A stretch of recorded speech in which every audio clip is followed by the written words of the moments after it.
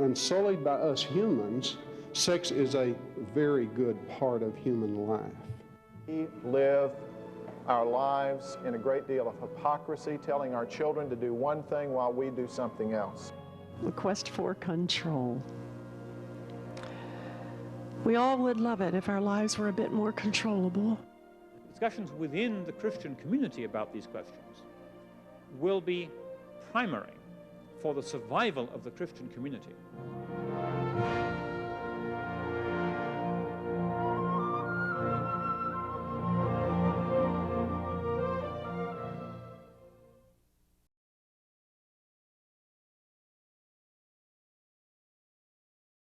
Thank you for coming to this session this afternoon. You perhaps were intrigued by my title, End of Life Curve, and the summary in the back of the proceedings that we were given isn't very elucidating either, so I hope you're not disappointed by the talk here. What I've done over the past few years in my biomedical ethics classes is I've developed a graph, a graphic representation representing the decline in life, in the expression of life as life nears its end. I hesitate to use the term quality of life because that term is so often abused by proponents of assisted suicide, but it gets at the same idea, okay? You see I've labeled it there, expression, benefits, or quality of life. Some have referred to this sort of graph as an end-of-life trajectory. This has been a valuable visual aid in teaching my biomedical ethics classes about assisted suicide, persistent vegetative states, the appropriateness of initiating and withdrawing life support, and so on. And I thought it could be a useful tool for educating the elderly, family members of those nearing the end of life, patients, parishioners, and others about many end-of-life issues as those issues become increasingly urgent. Before we look and use this graph to try to explain some specific end-of-life dilemmas, I want to identify the principles which I believe should guide our thinking about which resolutions to those dilemmas are ethical. As always, these principles should be based on a biblical view of life and the world. Principles which are based on a twisted worldview can't possibly produce straight answers. So here are some important principles.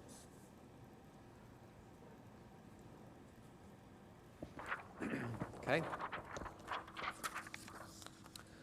First, it's obvious that in a fallen world, under ordinary circumstances, a person's expression of life erodes as life nears its end. You saw the graph, things go downhill. There's a loss of certain benefits or qualities of life. In many cases, if we can sort of superimpose these, let's try that.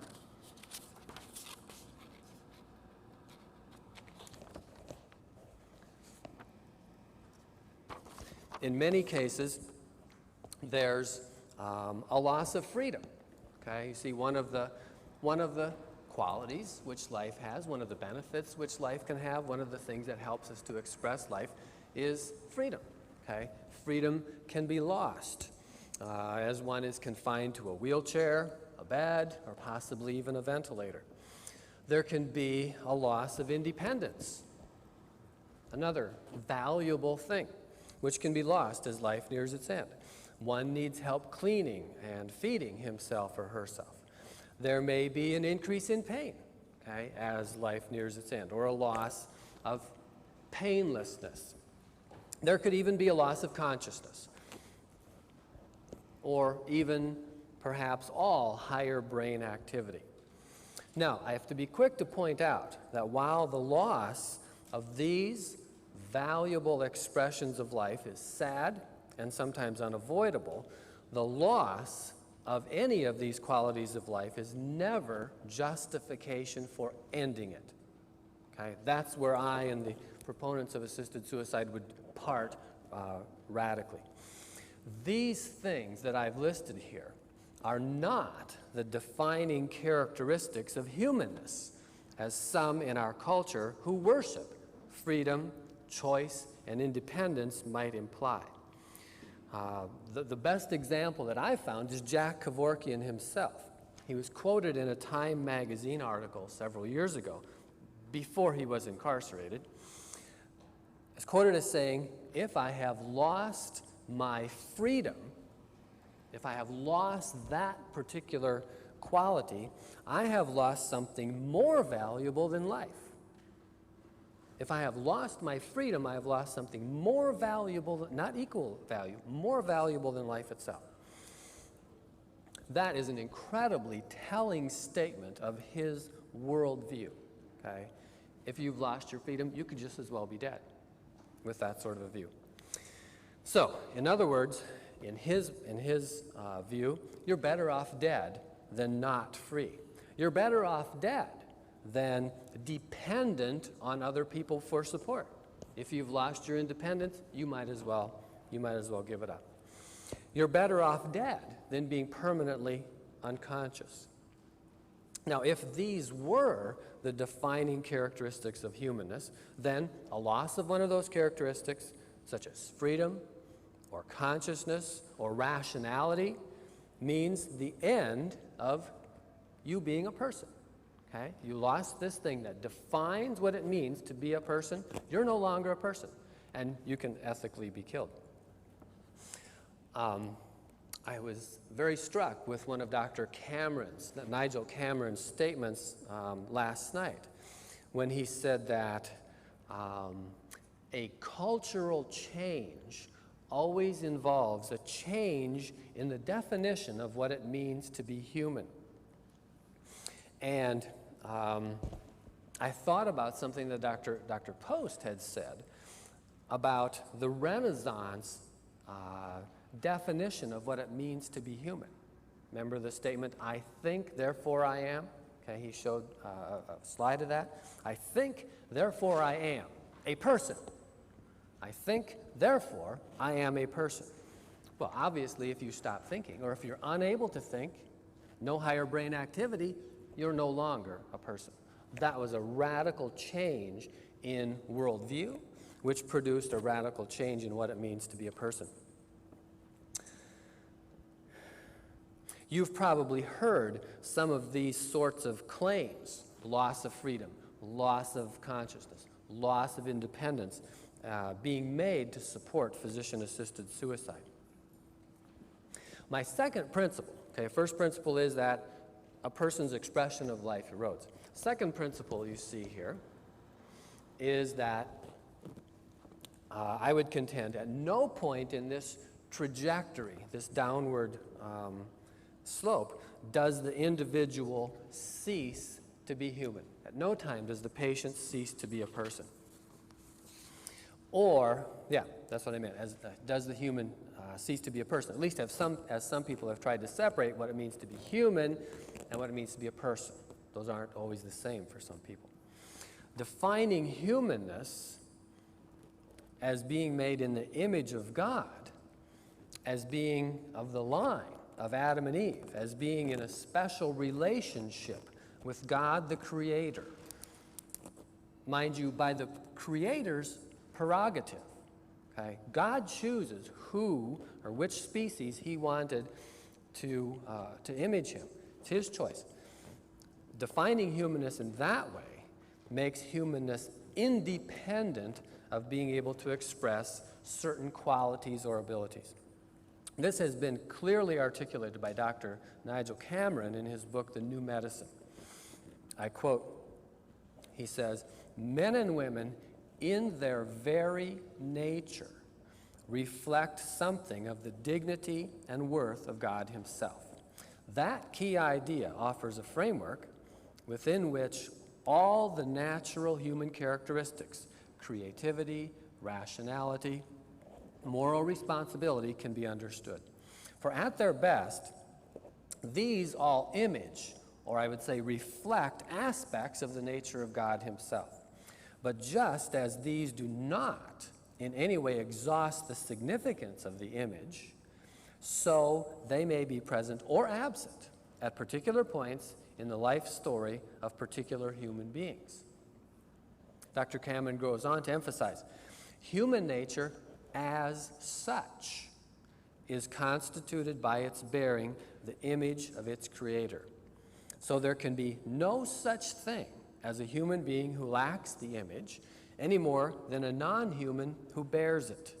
The image of God is borne by all, however irreligious or immoral they may be, or however deficient, disabled, sick, young, or old. Whenever we find Homo sapiens, we find one who bears the imago Dei.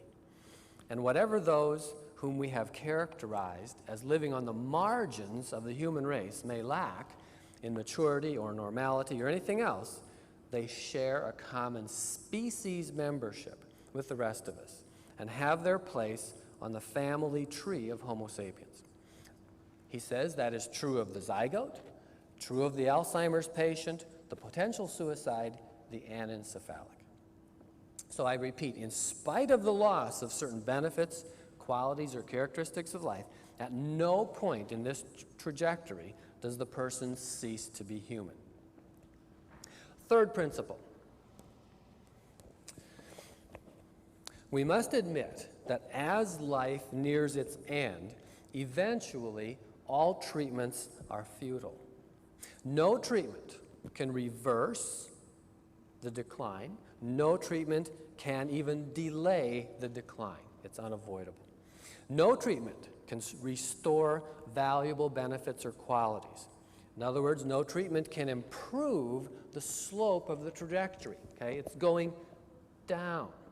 Nothing that you can do will make it go back up, which would be good, would be ethical, would even be required to make it go back up. But nothing you can do, nothing the physicians can do will improve the slope of that trajectory.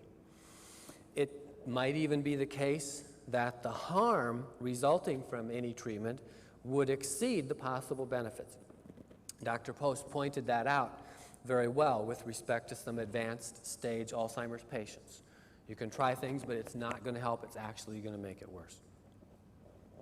All that's left to do when we get that far down the curve is to make the decline more comfortable by providing palliative care.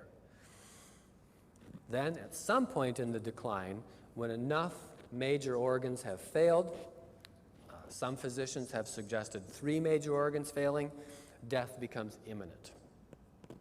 I've tried to identify or indicate that imminent death by this dotted line on the graph. Once you reach a certain point, death becomes imminent. Now, it's a little hard to know. Remember, I just said some physicians say 3 major organs failing, death is imminent. That line may fluctuate some, depending on your interpretation. But you reach a point where death is imminent, and then finally, death occurs. I would define that conservatively as the point at which spontaneous function ceases in the heart, the lungs, and the brain stem. Fourth principle. The 6th commandment prohibiting murder applies to many kinds of end-of-life decisions. John Frame, in his book, Medical Ethics, Principles, Persons, and Problems, develops from the 6th commandment what he calls a principle of personal responsibility, which includes, obviously, non-maleficence, the requirement to do no harm, but also beneficence, the requirement to preserve life. That's why on this I phrased it, do good, not harm. Notice how these 2 pretty fundamental principles of medical ethics, non-maleficence and beneficence, are consistent, at least, with biblical mandates. Frame goes on to propose that this principle of personal responsibility for life applies to both your own life and to your neighbors or to your patients or the people placed in your care.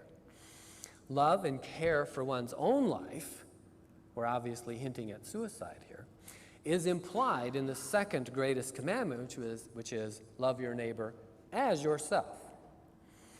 Now, this mandate to preserve life, which we all agree on, imposes no requirement to prolong death when death is imminent. Again, Dr. Cameron has pointed out, and I quote, the do no harm motto associated with the Hippocratic tradition highlights the physician's twin duties when his patient is dying.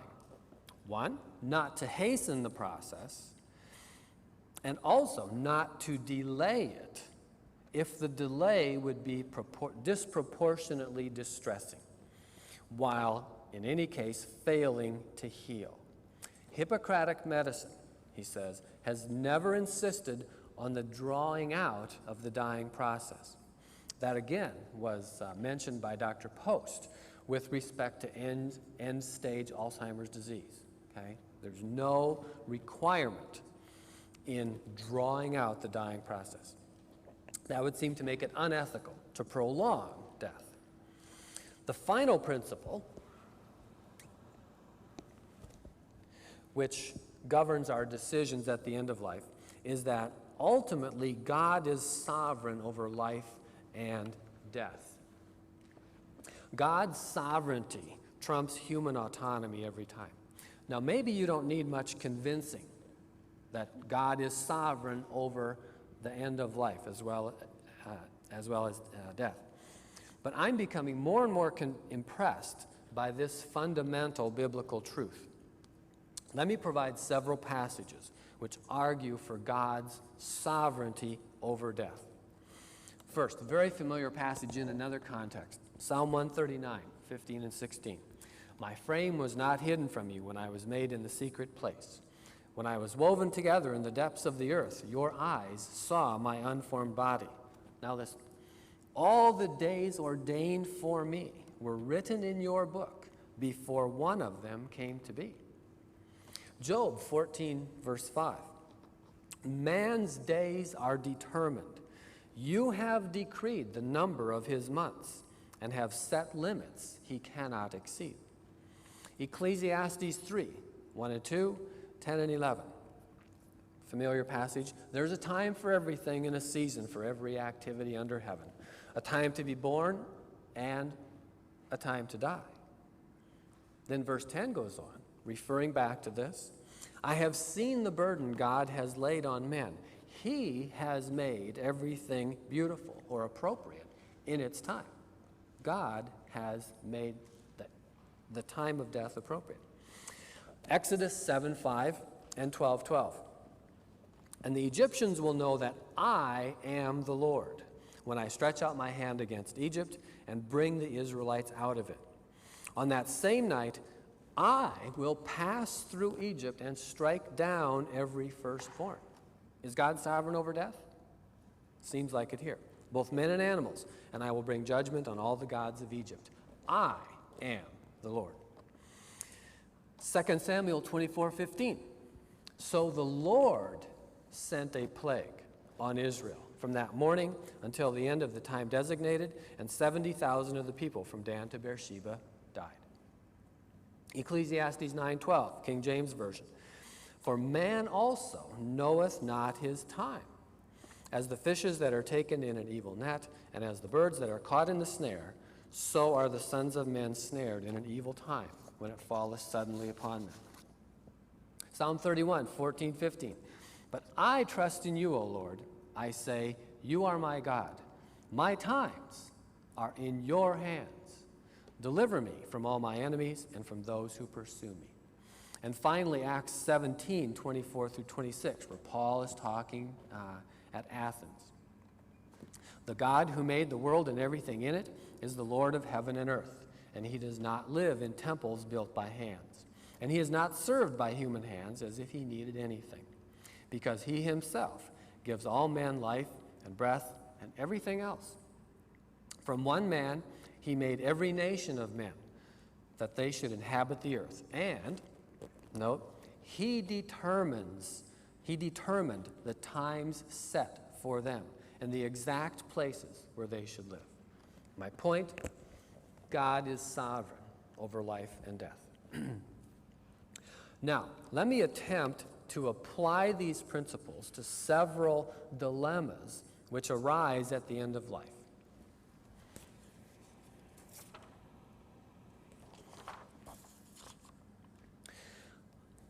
Notice first that on the end of life trajectory or curve here, time is relative, depends on the conditions of an individual's demise. This curve might start early and not last very long for a child with meningitis, for example. Starts there, 9 years old, lasts a couple of days. It may begin years later, but drop rapidly following an automobile accident. Okay? Automobile accident, the person's condition diminishes rapidly. Something needs to be done. The curve might start late and last a long time for a homosexual with AIDS.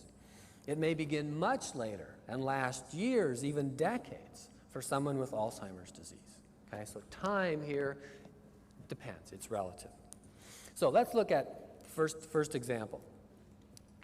Aggressive therapy, such as an organ transplant, could do much to maintain, level off, or restore the expression of life.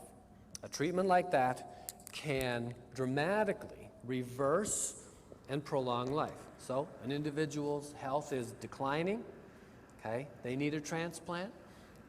If that happens sometime, the curve goes back up, We would think of that's ethical. Maybe even unethical not to, if the opportunity presents itself. So we would indicate something like this: an aggressive therapy as the line moving away from the x-axis, The person's condition is declining. We want to bring them back up, restore some of those benefits, restore some of those qualities, restore some of that expression if we can. Without question, this would be ethical. Now, a lot more problematic, are those procedures sometimes called heroic measures, sometimes taken when death is imminent. So now we're starting much lower down on the curve, But the family demands or whatever that the doctor do everything. Unfortunately, such measures often do nothing but prolong death.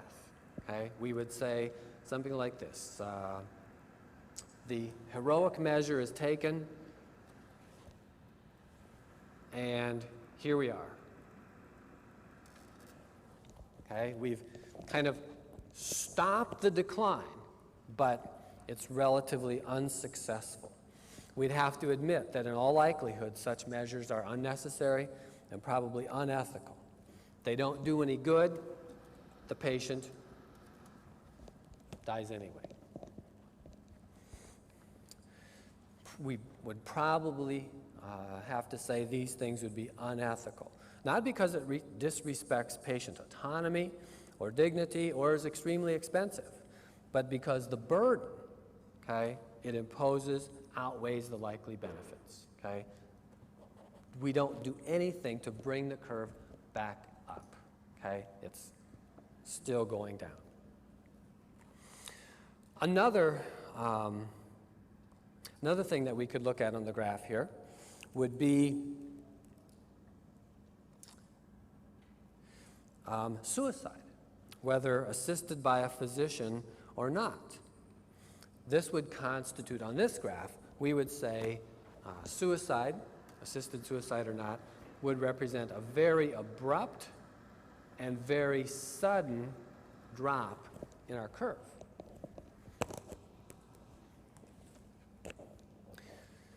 Legally and morally, this would violate God's sixth commandment, which we tried to describe a bit ago. Graphically, this would severely increase the slope of the line so that the patient dies much sooner than he or she would have if their disease would have been allowed to take its normal course. If we believe that principle, that God is sovereign over the time of our death, then we would have to say, in God's design, the patient would have died at this point, and we have intervened, and we have caused the death of the person sooner than that. We've encroached on God's sovereignty over the area inside of this curve. That would be clearly unethical. We might think of other actions that hasten death. Substance abuse, for example, might cause someone to die sooner than normal. We would maybe question those things as well. Another dilemma that often comes up at the end of life, a traumatic decision complicated by questions of ethics, is withdrawing life support. I think that we wouldn't need to worry about that quite so much. Often, life support is initiated when the likelihood of treatment success is known or even unknown. We don't know if it's going to work or not. I don't think that we could be faulted for that.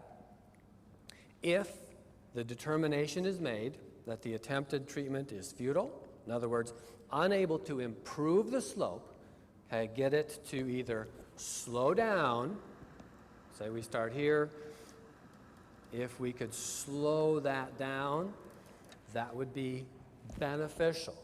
We usually say if we can give the patient 6 more months, we would do it. Buying some time is generally considered ethical. But if we find that we can't do that, we've put the person, they were going down rapidly, we put them on life support, let's just say something like this, we find out it's not going up, we're not improving the slope of that curve. It's not working. We've tried life support, it's not working. It would seem that withdrawing life support simply returns the patient to the slope of the natural curve. It's like we're placing the patient back in God's direct control. The natural slope would go down like this. We've tried to extend that. We failed. We haven't been able to do it. Put it back on the normal slope. Leave it, put it back in God's hands. One more example here. Many ethical and legal battles have been fought over individuals in persistent vegetative states. First, note that a persistent vegetative state is not the equivalent of brain death because brain stem function persists. Now, if we can determine that the condition is truly persistent, something that I've been told is quite difficult to do, to know if the condition is truly persistent or not. But if it is truly persistent and the patient is on life support, we basically have this line once again. They're on life support. Their condition was failing. We put them on life support, in the hopes that they would come out of it. They might. But if they don't, and if the decision is made that this is a truly persistent state, then it would seem to me that withdrawing life support would simply place the patient back in God's control, and if he wants them to continue to live for a while without life support, which can happen, the line will extend. If he doesn't see fit to do that, then they'll follow that natural curve. Put it back, and the trajectory will continue. Now, let me try to summarize a little bit. I certainly don't dispute that difficult decisions involving borderline cases will always need to be made. But my goal has simply been to make this gray area as narrow as possible.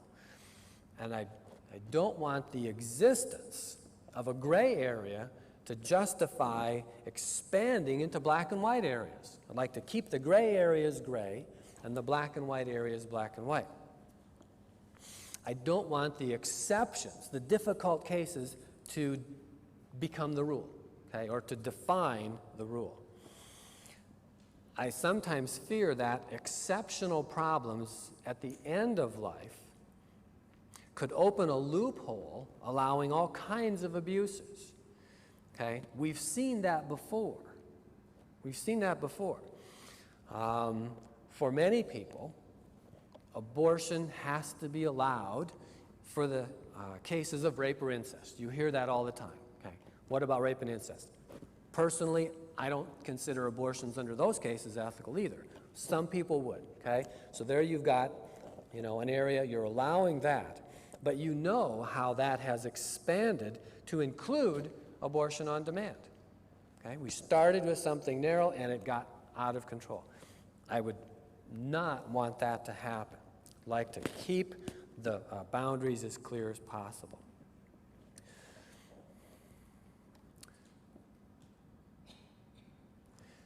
Otherwise, we could run into a problem where if we allow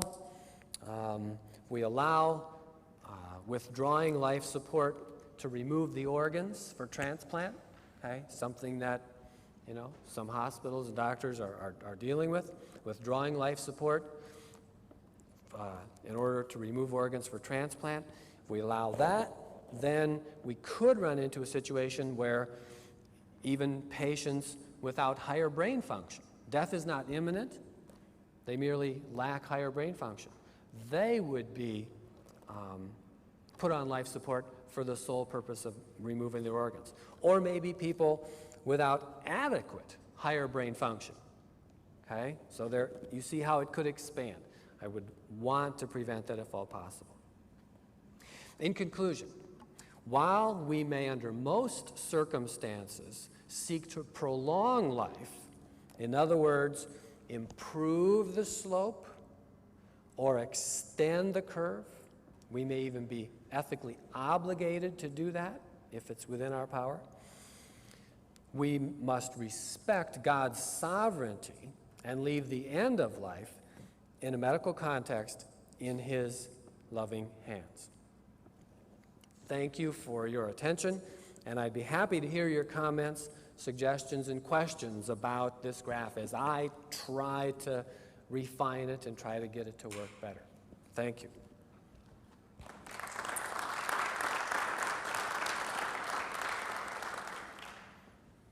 Any questions? Yes, sir. I'm a physician, and the black and white areas are easy. We need help in the gray areas. So my question pertains to that, the statement you made about if you make the slope improve or at least stay the same. Improving, I have no problem with. If we're trying to improve life, get the slope going back up, that's fine. It's that staying the same that I have a problem with, because it seems how you build this up, it's just a very subjective opinion of how much time staying the same is okay. And an example would be if you're just above that little dotted line, Yeah. is someone on life support, is 3 days long enough to wait? Is 6 months long enough to wait? It seems like you just define it down to somebody's subjective time as enough time of staying. As you said, staying the same was okay. It was ethical not to do anything if you could maintain the steady improvement above that little dash line. Yeah, good question. And I'm not a physician, so that's why I appreciate your comments. I approach it from a more theoretical point of view, not from the practical. So your point is well taken. I struggle with two things on this graph. One is the placement of the dotted line. I don't know exactly where to draw that. I've tried to draw it at the place where death is imminent. Okay? If death is not imminent, then we're more free to try to improve things. If death is imminent, then it would seem most of what we're going to do is futile, and we're only going to prolong death. Okay, so that's one thing I struggle with. The second one that I've worried about is that exact thing you pointed out. How long can we ethically, extend the line without it getting any better, just extend it flat out before we have to admit we're just prolonging death? So I don't have any good answers for you. Sometimes we don't like subjective opinions, but sometimes we have to trust the opinions of physicians, and their judgment, whether it's likely at all that the line is going to improve, or whether we'd be best off, withdrawing life support and letting it follow its course. So you sort of affirmed my worries that these are problems. Other questions or things you're wondering about how the graph might help you explain to a patient what's going on? Okay, here's your condition. This is what this treatment would do, what we hope to accomplish. Yes? Have any physicians actually used this in trying to, for instance, talk to patients' families? Trying to determine death and dying? Exactly a year ago, I gave this to a physician that I met at the conference here, and he never got back to me. So I haven't gotten any feedback about exactly how useful it is. I've tried, but I haven't. I'd be very interested in feedback from any of you if you try to use this to counsel family members of someone whose health is declining rapidly, to see if it helps you articulate to them what's going on. Was there another question? I was just going to comment that I would think where the line is extended and maybe with a little improvement, that would be a point where ongoing discussions with the family, knowing the story of the person, the particular values, beliefs, and bringing in the autonomy of the patient and the family on an ongoing basis, which I'm assuming has been going on all along. But if you're going to use a model, I would say at that point it needs to be daily or reevaluation, at least weekly. Okay. And reevaluation with that. Okay, so what I'm hearing you say is we might add to the graph places where dialogue with the patient and patient family is important. With a team approach. Yes. Okay. Yeah, you could superimpose that on. That'd be very. I'm sure that Yes. that philosophically and ethically you didn't mean what you said. I don't think. You said we'll withdraw life support and put this person back under God's control. I don't think that after having just talked about God's sovereignty, I don't think you mean that, because God's direct control, God's indirect control, God's control in whatever sense. Because on life support, we have a number of patients that we're taking care of, and suddenly they get a massive pulmonary embolus, and there's very little or nothing we can do. Or we put a person back in whatever circumstance a patient is in medical care or not under medical care. I think that we'd have to say the person is under God's control. The fact that that person was born in North America rather than in some isolated village in South America or Africa is part of God's control. Their accessibility to health care, all those things. And so it's really not a matter of while they're on life support, we are preventing their death. God can take them in a moment at any point, and they can go into an arrhythmia or a systole, and we try to shock them, we try to put in a pacemaker, and we just don't have any success. And so in that sense, no matter what we do, people can still die. And in spite of all the things, and I feel for this nurse who felt responsible, in spite of all the things we do, it's very rare that we can attribute what we've done with certainty to somebody's death. We can do all sorts of things that are not necessarily best medical care, and the patient still survives in spite of our physician ministrations. So I think that, again, what you're talking about is that we no longer try to fight against death, but I think God's direct control is there It's no still matter there. what happens. Okay. Point well taken. Point well taken. Other comments or suggestions? Yes, sir. I think as a chaplain in long-term care and as a family member who's dealt with losing a mother